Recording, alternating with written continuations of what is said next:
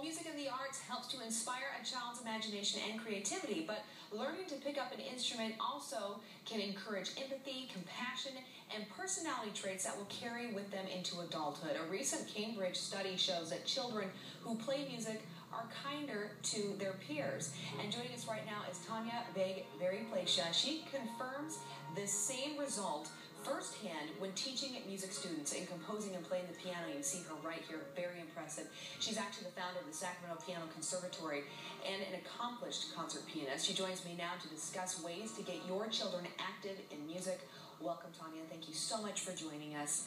I'm excited about this topic. I have a little bit of music education myself, and I think it's very important for my daughter. But help our viewers understand, what is it about music education that helps a child learn and helps them thrive in life?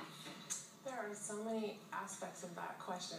It's such a big question. I think my deepest answer to that is that it provides a perfect self-expression.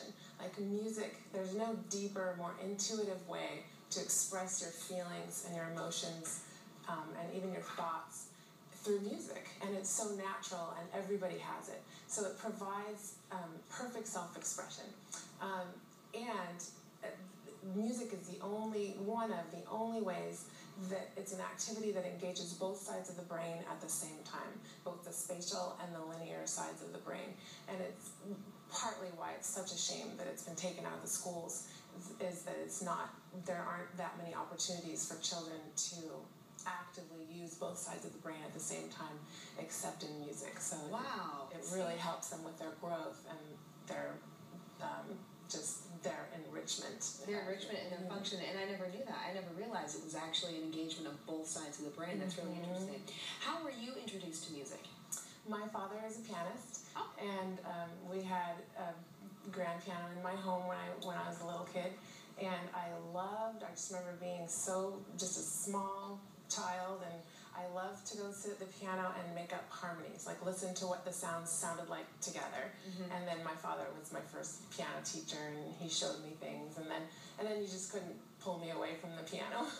It was just history from there. Yeah. Well, you're so lucky though, because it was always a part of your life. It was just always there for you. So you were enriched from the womb, probably, with knowing how important being able to be engaged like that is. So what did it do though for you as a child growing up? How did it enrich your life? Well, I mean, obviously, it provided me with self-esteem. It was something I was very accomplished at. I got a lot of positive attention for it throughout my schooling years. You know, I was always asked to play the piano at events, and I think those kind of things are so important for a child's self-esteem, that they have a niche where they get positive attention and they feel like they're successful. And they're expressing themselves, like you said. They have that outlet, which clearly is very important from the beginning.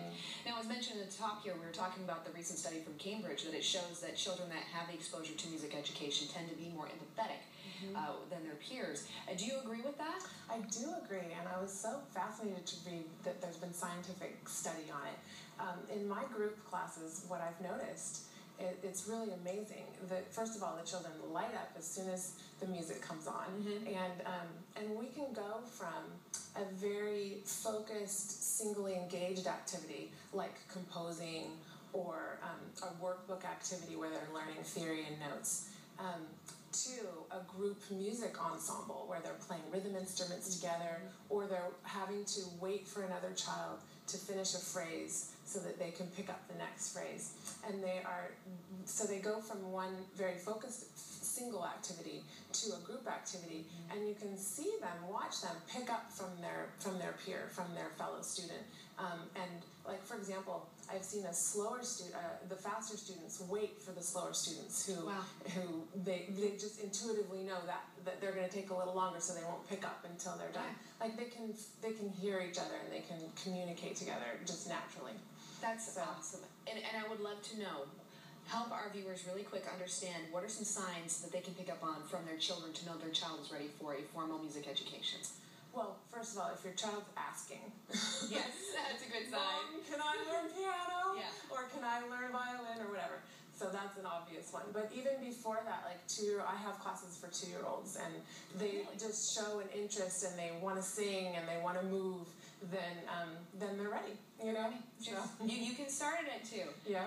Excellent. Thank you so much, Tanya. You're a very welcome. important topic. I would love to have you back because I got more questions for you. Okay. And also, I do want to mention as well, Tanya, off the top of the show, we're talking about music education. If you'd like to find her, go to sacpiano.com. That's where you can find more information about all her schooling.